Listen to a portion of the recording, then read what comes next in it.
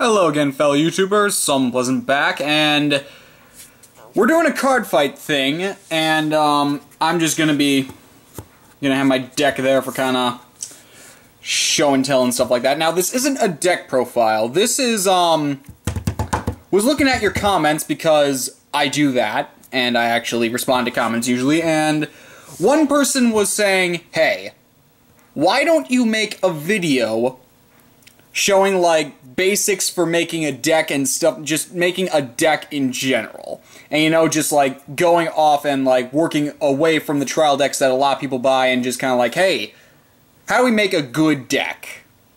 So, I look at that, I'm like, that's a good idea, so naturally I take that idea and use it. So, I'm going to do that, and for this video I'm just going to be using my links because they have an ideal setup that kind of can show everything. And also, once the second channel gets its first video, this video will be on there, and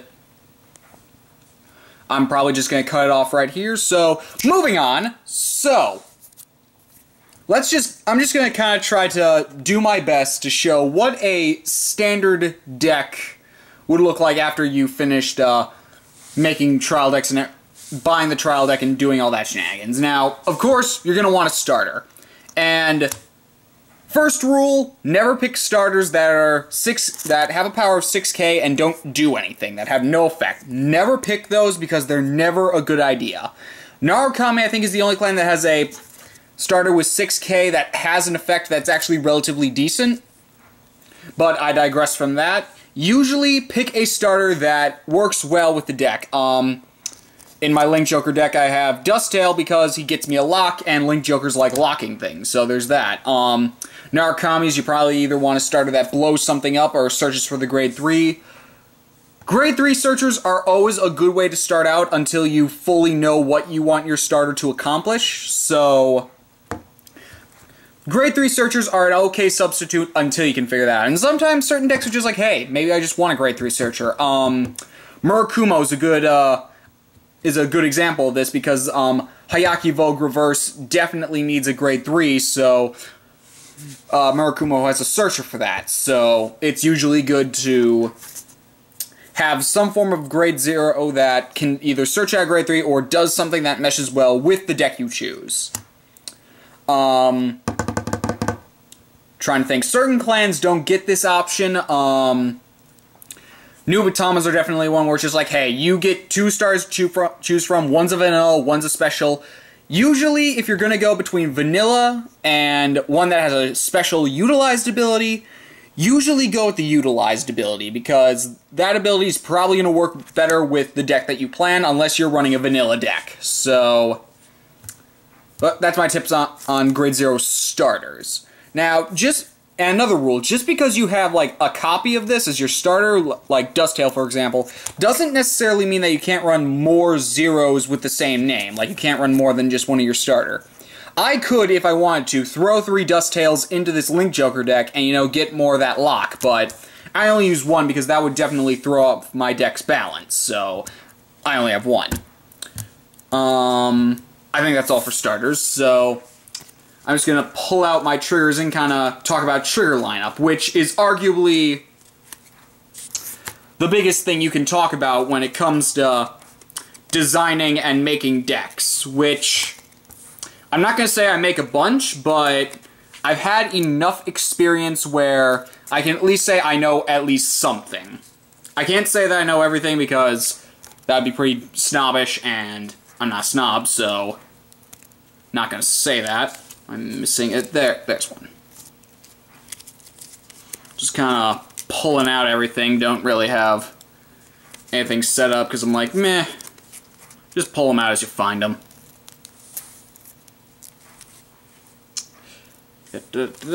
And this is not a traditional trigger setup, mind you. It's a modified trigger setup, which we will talk about in a minute. So I think there is only 2 more. Ha ha ha. I found all of you. Good. So, trigger setup. Okay, so move these out of the way for a second. Standard. always, in every deck, and this is kind of a no-brainer, run 4 heals. There are only a couple situations where you would run less than 4 heals. One situation, Cat Jack. Cat and Jack is a Nova Grappler deck build that focuses on getting to Brutal Jack and then staying at that. And you run nothing but critical in the deck, and you pretty much just combine it with Cat Butler to pretty much just punch your opponent really fast where you don't need heals because all you're running is crit. Nothing but crit. Crit, crit, crit, crit, crit.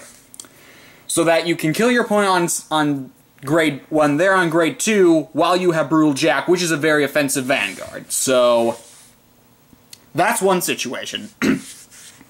Any situation where you're running a suicide build, which is where you don't run heals, is mainly if you're running a suicide build, your goal is probably to kill your opponent really fast. So in most suicide builds, you run nothing but crit and sometimes stand, depending on the certain clan. Certain clans like having stands, like Novas, Die Police, Aqua Force. Trying to think. Those are the first 3 off the top of my head. And then there are certain clans that just don't mesh well with stands. Grand Blue is arguably a clan that doesn't mesh the greatest with stands, from what I've experienced, but they could still mesh with it. A lot of clans are just okay with stands. Yeah, Grand Blue's only the one that comes off the top of my head that really doesn't mesh the best with stands, so in that case, you run a Cannonball, which is what I call nothing but crit. Now, from what I've stated for my Grand Blue deck profile, I run a Cannonball of heal and crit, so that's a nice match. Certain people do that, but unless you're running Suicide or Cat and Jack or something crazy like that, you're going to want 4 heals. Count them 4. If you run any less, you want to either win the game really fast or you don't want to play, because you really just need heals to survive in this game. Because if you don't have heals, you're dead, and nobody likes to die. That means you lose. Moving on to arguably the next biggest staple of any deck, crit triggers. Now, as you can see, I run 6, and I'll get into that in a second. Most decks will have at least 4 crit triggers. If a deck runs any less than 4, they aren't a deck that really focuses on damaging you. Omega is a deck that I know doesn't necessarily rely on critical triggers, and for that they don't have as many, but I'd probably make it with 4 anyway. A deck that focuses on... Yeah, there really aren't that many decks that don't have crits. A deck that's really stand-heavy will probably have more stands. Aqua Force is probably one that can survive without crits. There are certain clans that don't necessarily run as many crits because they can get crits off their effects, but off the top of my head, I think Narukami has a couple cards that can do that, but even still, most decks run at least 4. Now, for most people who go beyond the trial deck, they will upgrade to 5, 6, 7, 8. Again, my Grand Blue Cannonball, I have a total of, for 12 crits, so crits will cover up most of the deck. In this deck, I'm more controlled with the crits, and I have enough crits where I can deal damage, but not enough where it overlogs, and it's just like, oh, I got a crit trigger for that time when somebody P-guards, and you're just like, oh, a crit trigger, well, that's not going to do much for me, because I don't have anything else to attack with. But yeah, usually most standard builds will run 8 crits at this point. A lot of people will discard either the draw or the stand to make way for crit, because a lot of people want to deal more damage. That's how the game works right now. So a lot of decks will you will usually see having 8 crits now, but it's not mandatory to run 8 crits. You can run 4 crits. Heck, you can run 2 crits if you really bank on standing or drawing or something like that. So not every deck needs crit, but usually you have to get some in there, because if you don't, you're only chipping for 1 damage, and you probably want the game to drag out then. Again, Omega is the only case where I can see that being reasonable. And if you're wondering why I have 6 crit like this, one thing I learned is that if you're running more than 1 crit, it's arguably best to have an equal amount of each crit. This way, it can kind of throw off your opponents, and when your opponent sees that first critical, and then they estimate, well, he's probably going to have 4, and then they see this other one, they'll be like, oh, they have 8, and then they won't expect other triggers like my draw or stands that I have in this deck. So it's nice to mix up what type of crits you have, and that gives away a major battle strategy. I'm sorry, but again, I'm trying to help people out here. So, crits. Something you usually run, again, Omega is the only essence where you don't necessarily need to run crit, but some people will anyway because it's crit, and crits have been as much of a staple to card fight as heal triggers have been, so I believe that's all I can say for them. Gonna move on to stands. Stands. A lot of people don't use stands because they think they're relatively pointless. Now, I am someone who actually likes stands because it gets off multiple attacks, and I don't use Novas just because I'm not the biggest fan of Novas. I really don't. I'm just not the biggest fan of them. I don't necessarily fully dislike them. Do they have a lot of support? Yes, they do. They shouldn't be getting as much, but regardless. That aside, stands are a card that it depends on your play style. If you like only having 3 attacks with lots of power, get rid of stand and go for crit. That's just what I'm going to say right now. But if you're someone who prefers more attacks per turn, stands are a nice way to go. Now, most trial decks start out with 4 like everything else. A lot of people will reduce stands usually down to 0, sometimes they'll have 2. I have 3 because then I'm like, hey, I have some stands, so I can mess with people that way. And they're also a nice 10k shield for later, so yeah. Again, certain clans that really want stands, Aqua Force is always the big one. Novas are a close second. Die Police, some of their decks will want stands because Die Police do like attacking a bunch, but not all Die Police need stands. And then some other clans are just okay with them. All the meta decks such as Golds, Narakamis, Kageros, those types of meta decks, if you throw stands in there, you're not hurting yourself any, you're not gaining anything, you're just kind of throwing stands in there. Shadows are a meta deck, but they don't necessarily work with stands. Sometimes they can, though, depending on how many you use. Like, I had a Shadow deck at one point where I'm just like, hey, I'll have 2 of the stand, just to be like, hey, I have some stand. Because I like stand. I do. A lot of people don't. I get why, but I like having some stand just to be like, haha, I get another attack. So, stands are arguably the most optional out of any trigger when you're putting triggers in. So, there's stand. And finally, draw trigger. This is arguably what's going to get chosen over stand a lot more often by most players. Again, you start out with 4 usually in a trial deck. Certain decks will drop it down to 2 or 3, depending on... Nobody runs 1 draw, usually. Like, if you're running 1 draw, you just threw it in there to have a draw in there. There's really no reason why you only run 1. If you're running draw, you're going to want to run more than just 1. So, I run 3 draw because I want to have enough...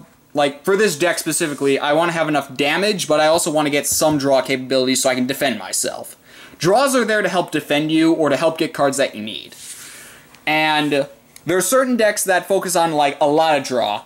Omega, Oracles, Genesis focus on draw, I believe.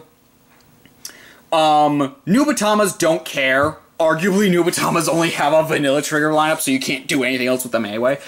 Murakumos kind of want draw depending on what type of build you want to run, but at the same time they don't necessarily heavily focus on draw, so...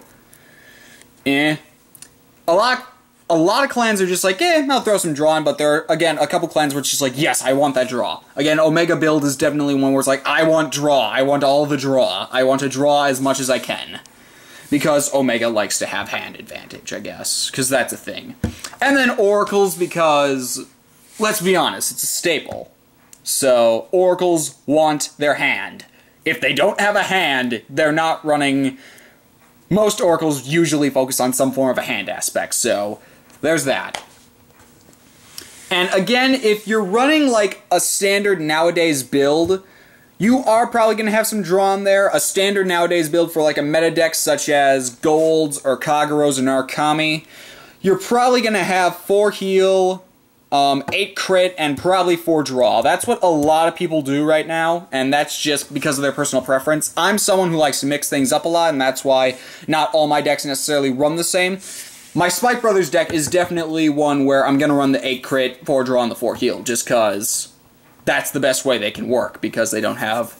Because English version set 16 isn't out yet, because everybody expected that happening. So, for those who know what I'm talking about, you can put a like in the video or something like that, or just be like, haha, I get it. Yeah, so draw triggers, they're gonna often be chosen over stands, depending on what kind of player you are, and depending on what deck you're using. So, they're going to be chosen more over stand. I'm just somebody who likes stands, so... But I still have draw, because draw is definitely a necessity in a lot of decks, so there's that. Alright, so moving away from triggers, let's just kind of go to the grade 1s. So I'm just going to kind of play out my grade 1s. Come on. There you go. Now, standard build for grade 1s... 2s and 3s can all be messed with depending on what deck you're using. But I'll just kind of get into some of the basics once I have laid everything out on the field. Yep, there's that.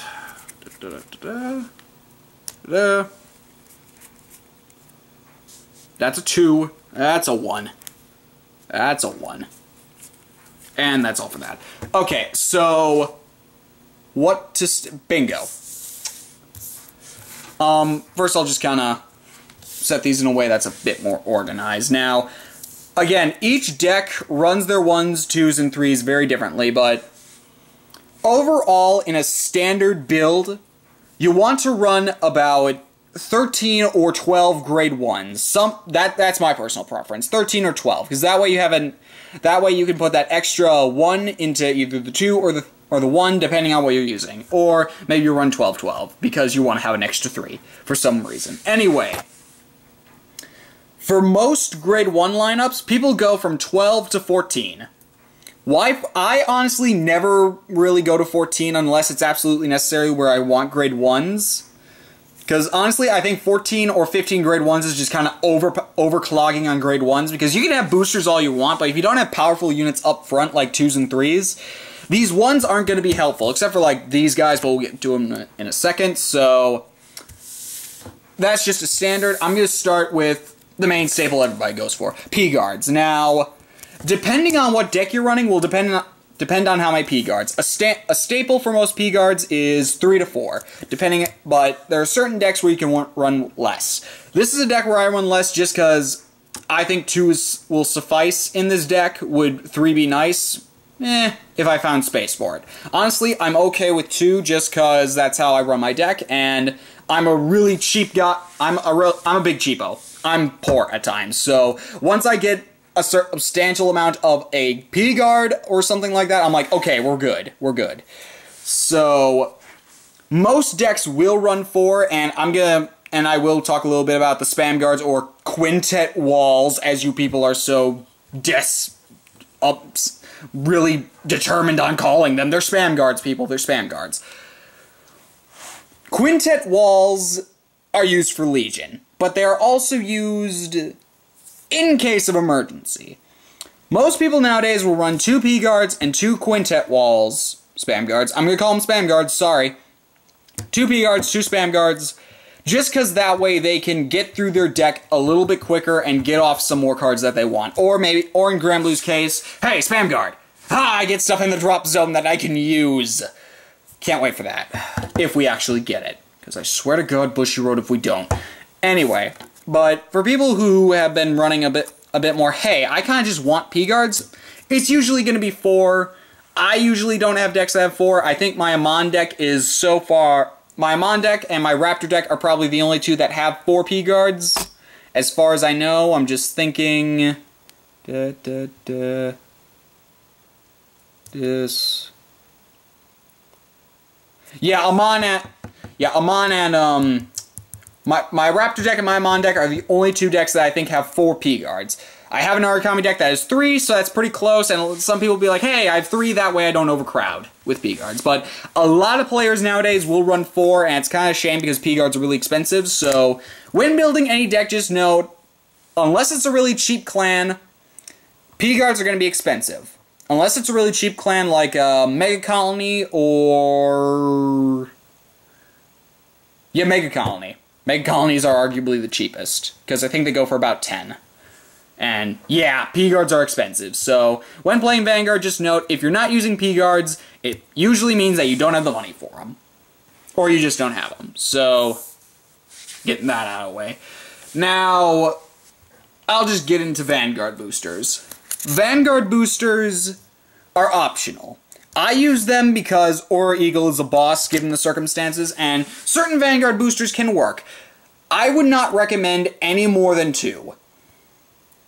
Because, again, it's for the Vanguard only, and once you play it there, it kind of takes up a space that you could use for something else that just gets power on its own. So, only use 2, because if you call them to any other rearguard besides the Vanguard booster, they're just going to be 6Ks that are just, or 5Ks that are just going to be standing there and waiting.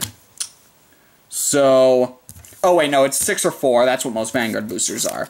So, usually if you have a Vanguard booster, only play up to 2, because if you do any more than that, you're kind of asking to get, like, really beaten down really fast, because your columns are not going to be the strongest, just because that 6K is not a magic number. That's why people don't usually play P-Guards or Spam Guards, because of that 6K.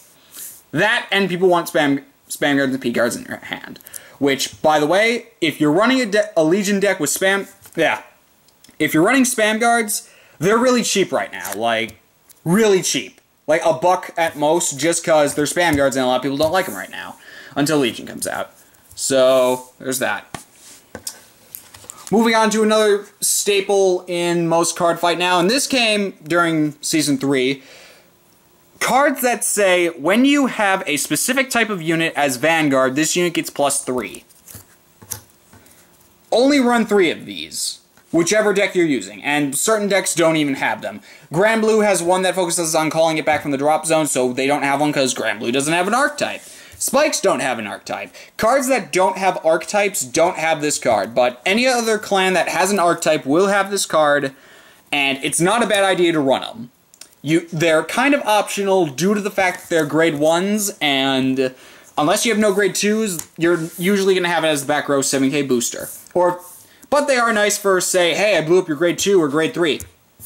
I have a 10K swinger now because I run a archetype. So again, a lot of things with archetypes, if it's a grade 1, usually run 3 of it. Or 2. 2 isn't always the worst idea, but they're not the worst idea to run. For clans that don't have them, you're not missing out. And for clans that don't have these, this is where... gotta find space. This is where the other type of cards come in. So I'm just gonna bring these guys out. Any other grade 1s that you have that aren't like vanillas or staples like P-Guards, Vanguard boosters, archetype beaters, or just 8K vanillas... 8K vanillas aren't the worst thing in the world. I'm just going to say right now, they aren't the worst thing in the world. Certain clans don't need them as much, but other clans are like, hey, I want that 8K beat stick because I need that 8K beat stick. So 8K beat sticks are another optional one. This deck doesn't have them just because this deck doesn't have them. Any other card that isn't taken up by a vanilla spot is going to be taken up by cards that are specifically designed for the deck and the clan. So, in this case, these guys, which both... this one gains power when a unit gets locked, this one helps relock stuff, so... there's that, but it really depends on the card you use. Usually, a lot of decks, like for Lantham right here, a lot of decks will have a card that says, hey, I gain power when such and such is done. Or such and such happens. So, Narukami and Kagero are great examples. They probably have units where it's like, hey, when I know Eradicators have a unit where it's like, hey, something blew up, I get +3 this turn. So, usually a deck will consist of 3 or 4 of a card that says, hey, I get power when you do something. And it will contain 2, 3, or 2 to 4 of a card that says, hey, I can do something to help meet those costs again. Like this. Relock, do stuff. So your grade 1 lineup overall is going to consist of cards that protect you, give you power, or do something to help influence your deck more. That's what your grade lineup is supposed to do. And they're supposed to give you power because they're your boosters usually. So you're going to want cards that help boost. And cards that gain power when boosting. And stuff of that nature. Anyway, so overall, that's what your grade 1 lineup is going to consist of. Trial decks usually don't focus on this. They usually will give you the vanilla Vanguard booster. They'll give you the 8K. And then they'll just give you a grade 1 that says, hey, counterblast 1, I get +1. And it's a 7K. It's not a bad card. It's usually when people don't have things to replace them, that's when they throw that stuff in. That's usually what happens. So, And then any other ones that are just kind of like bleh, and they're usually taken out for stuff that makes the deck flow more fluently. So let's move on to grade 2s when I get them out, and then I can take a vocal break because talking.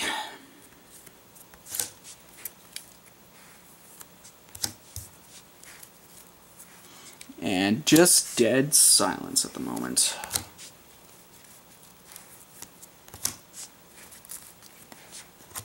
And boop, and boop.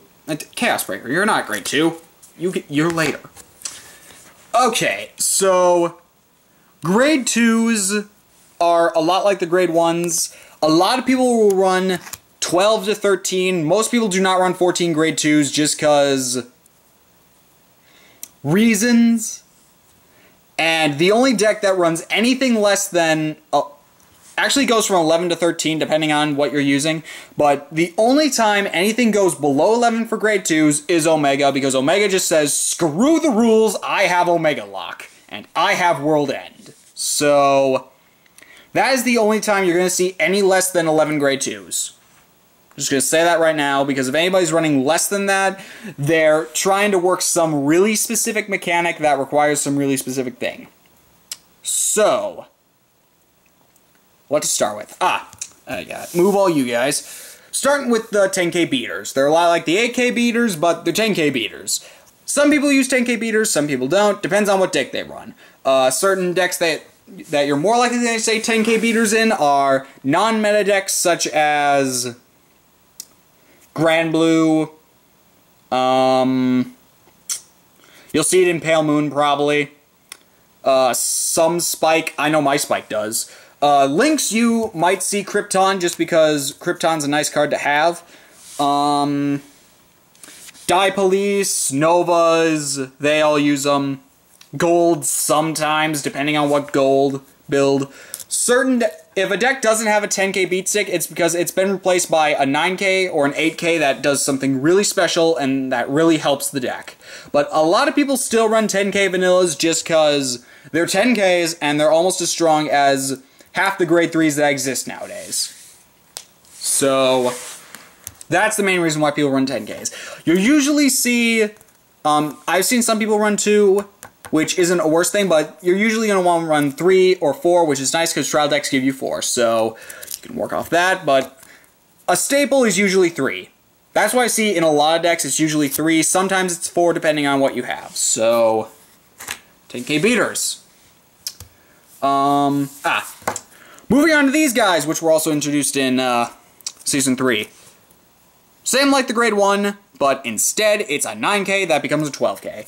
Everybody that runs an archetype will run 3 or 4 of this. I run 3 because I like how my deck works with 3 of it. 4 is arguably too much for me, even though I could.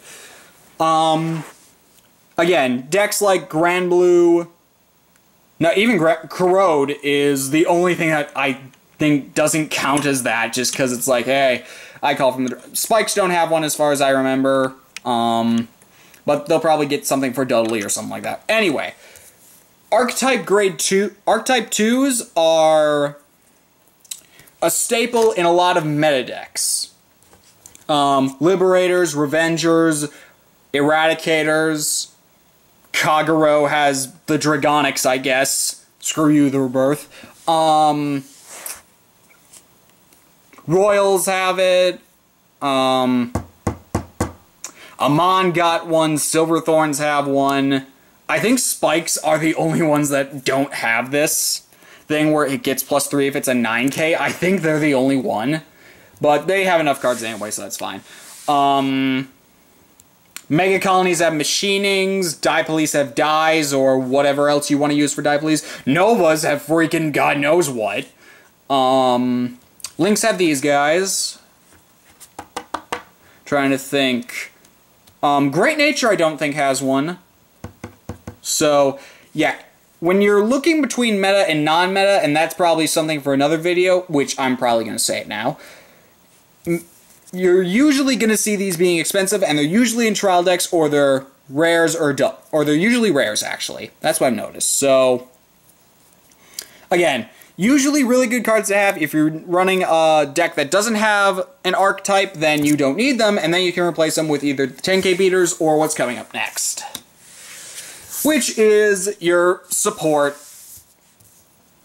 the rest of your support cards. So, again, just like for the grade 1s, they are cards that make the deck run better like a well-oiled machine. They are the decks that make it run better. Usually, when you're looking for support cards, you want to start with the power. Usually, if you see a support card, it's usually going to have 9k power. And it's usually going to do something special like gain power for doing a thing. If something's done doing a thing. Or just doing a thing that's awesome. You're awesome, Mobius. I only run 2 of you because you would clog up the deck otherwise. And again, they're usually 9k. 8ks usually are vanillas that have this thing where it's like, I gain +3 if I do something. And then they become 11k, and that's why the 9k grade 2s that get +3 exist. Because the 8ks are there, and now nobody uses them really. There are only a couple of 8ks where it's like, hey, I worked with the Death, like Cold Death. He's there because he can be there. And that's the only one I can think of off the top of my head because I know a lot of Link Joker cards. So, yay for me. And usually these cards that you have will extend from common to rare to double rare, depending on what kind of card it is, what it does, how good it meshes with the deck, with decks overall, blah blah blah blah blah. Yeah. So again, 11 to 13 is probably what you want to go for when it comes to building your grade 2 lineup. How you build that lineup is totally dependent on what your deck, how your deck runs, what you run with it, and just how it overall works. So before I move on to grade 3s, just want to make sure I made everything clear with that. I think I did. Yeah. Now, moving on, grade 3s. There's Infinite, there's Nebula, and there's the boss Chaos Breaker. Everybody loves Chaos Breaker, right? Okay, so grade 3s are usually what people call their avatars, usually what people ride to and finish the game with, except for freaking grade... You shut up, Novell. Shut up. Nobody likes you, Novell. Nobody likes you. Digress. Okay, so grade 3s. Usually, you run 8. That's usually what happens. If you run 7, it means you're fit. Usually when people run 7, it means they have enough grade 3s where they're like, hey, I'm fine with the grade 3s, and now I can add something to my grade 2 or grade 1 lineup. Or they run 9 if they're like, hey, I want that extra grade 3 power, and I need to fit it in just so I can have some more. Except for Omega, because Omega loves to run grade 3s and be Exodia. Omega's the only exception to this video, really, because Omega loves to run everything differently. And if I ever do a deck profile of Omega, then we'll be like, hey, I explained Omega. So, starting off, a standard now and a staple to most decks is Break Rides, which are probably going to become obsolete if Legion is a popular thing, so don't know what will happen with that. But with Break Rides now, a lot of people run 3 or 4 of them. Some people will run 2 if they're like, hey, I don't need that many Break Rides, I have enough of this. But most people will run 3 or 4 Break Rides. I run 4 because I like Infinite Zero, and he's awesome. And the other one's really expensive, and really hard to find. So 3 or 4, most decks want that, because most decks have Break Ride. Every clan has a Break Ride, except Et Ranger. Yeah.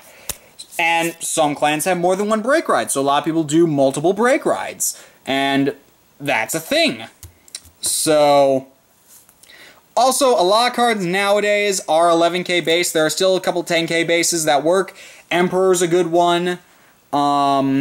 I want to say Alfred, but I honestly don't think he is. But I don't think he's used that much. I know Emperor's still used. Emperor is still used because nobody likes Catapult. Shut up, Catapult. And, trying to think what are some others. There are a couple.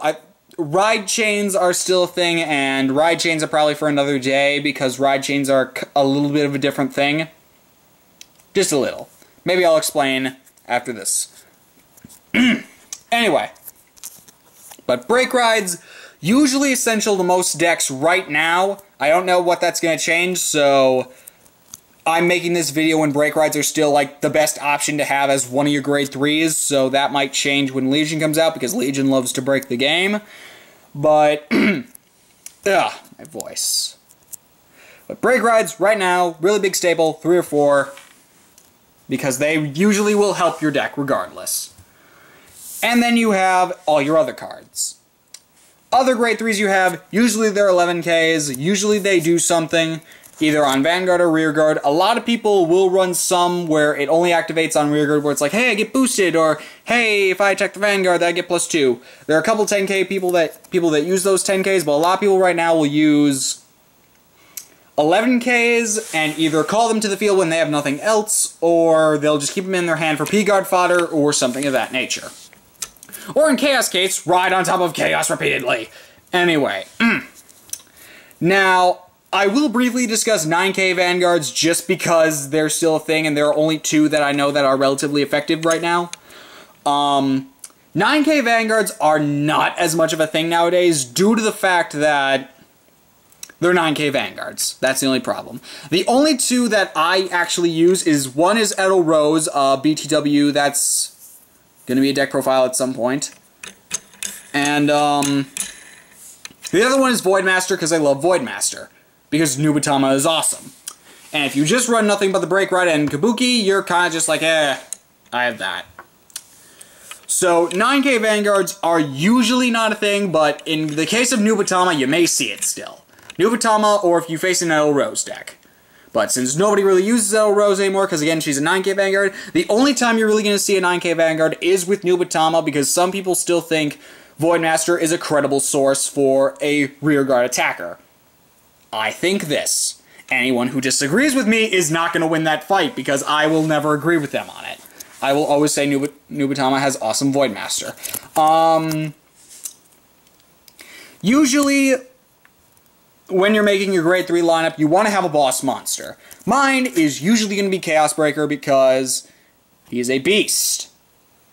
And sometimes people will run secondary boss monsters when they can't get the first boss monster out, or they don't have enough of the first boss monster. Like, honestly, I didn't want to run for Chaos because I'm like, hey, Nebula Lord's good to counter a lot of gold stuff, so have a Nebula Lord in there.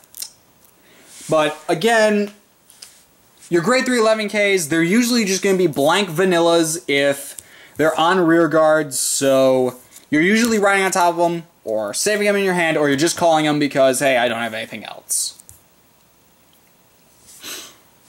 Now, on the discussion of grade 3s, some people still use Mega Blast, which is still kind of a thing, but honestly, Vampire and maybe Mobile Hospital are the only 2 that are relatively good Mega Blast nowadays. Mobile Hospital heals all your damage, and I personally like that, and Vampire is just a staple because everybody loves Vampire, and it's freaking Darky Regs. So there's that. So Mega Blast, not as much of a thing, but they still kind of are. But with your grade 3 lineup, again, besides Omega, usually run 7 to 9 grade 3s, depending on what deck you're running and how you're running it.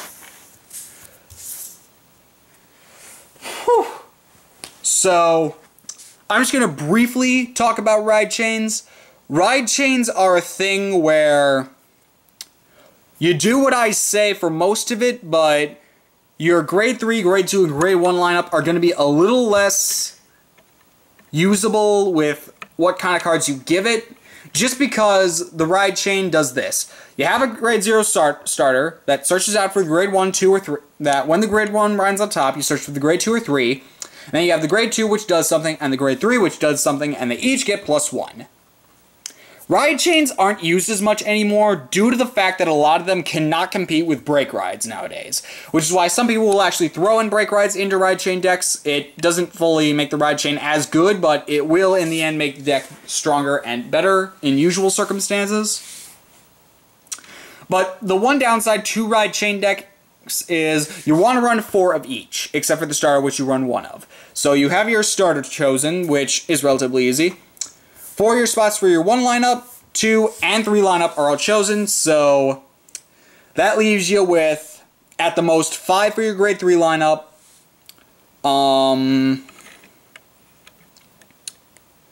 Let's see, about 8 or 9 with your grade 2 lineup, and math.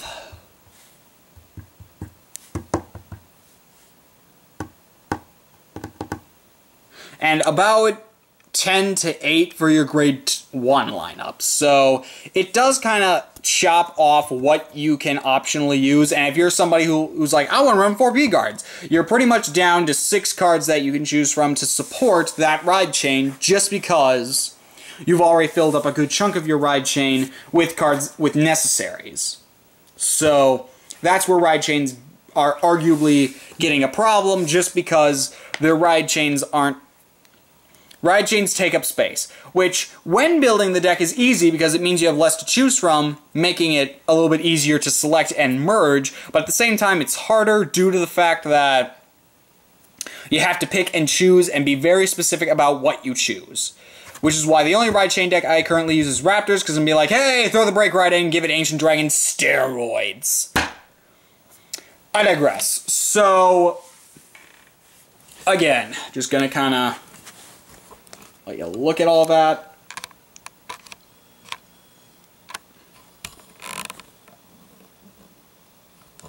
Maybe if I take this off. So yeah, there's that. Dusttail. Get over there. So there's all that. Yeah. And that's just for one deck. And again, when building decks, you really have to, first off, choose your clan. Choose how you want to run said clan, because, well, you choose a clan based on what the clan does, or what options you get from said clan. Like, if you're choosing Link Joker, you're kind of going with luck. You really have no other option. In a clan like Die Police or Golds, you have different options, so you can choose different ways of running it. But you choose what you want to run. You choose the best starter that would be equipped for the situations where you run it. So in a ride chain, you automatically go to the grade 0 starter because it's the best equipped for the situation. And then you just go ahead and fill it in with the cards that are necessary. Again, staples are things like P-guards and break rides. Those are the 2 big staples right now. And arguably, how I run my decks is I choose my grade 3s first. This is just my personal thing. This is how I run it. I choose my grade 3s. I choose how I want to use my grade 3s, and then I fill in with the support that I would need for said grade 3s. I then choose a starter that would best be equipped for said grade 3, and then I choose my trigger lineup based on what my grade 3 can swing in normally with. So, in this situation, Chaos Breaker is someone where it's like, hey, I can give you cards, but you might want some cards to draw from just begin with, so you want some draw trigger. I can make my units really powerful, so you probably want some stands, and you want crit because everybody likes crit. And use the heals, because if you don't, I'll kill you. So, there's that. Ugh, I'm tired from all this. So, that's kind of my rundown on how you would build a standard deck. A standard deck, in my opinion, is 17 grade 0s, so 16 trigs and 1 starter. 12 to 13 grade 1s, 12 to 13 grade 2s, and then 8 grade 3s. That is my standard build. That is a standard. You can change that and mix with that however you want, but that's the standard. And you can mix and match and do all stuff and test and see, hey, which one works the best. So, there's that for you. And overall, the biggest thing about building a Cardfight Vanguard deck, the biggest thing, besides money, because you really need money if you want to make it really good. You really need some money. I'm going to be flat out blunt with that. You need money if you want it to be good. Or you need really good trades, because Chaos Breakers don't come cheap. Neither does almost anything else. Also, certain clans are just like, hey, I'm really cheap. Like Grand Blue. The most expensive cards they have are the P-Guard and maybe the Break Ride. But you will need some money when building a really good Vanguard deck if you want to walk away from the trial deck. That's just my thing. So, before I continue, I just would like to point out, if you want a specific way to build a specific clan, join me when I redo my clan video and kind of go through each clan, each giving its own separate video, to just kind of dive into the depths of each clan a little bit more. And I will start that and put that on the second channel when me and the guys get together and actually do the first video. So this is going to be uploaded once the first video has already been uploaded, and that's going to be fun when we do that, so just prepare yourselves for that, for when that's already out. I am going to upload it to my channel as well, because I think this is a good video to kind of mass distribute and get it on multiple channels, so you can be like, hey, it's easier to find. And again, if you want specific ways to build decks, that's for a different video, for a different time. This is just a standard way to build standard overall decks. And the big things when building a Cardfight deck: have money for the good units, have time and patience, because these units might take a while to find and or obtain, unless you're really rich and buy it off eBay like that, but there's no fun in doing that. And thirdly, know your clan,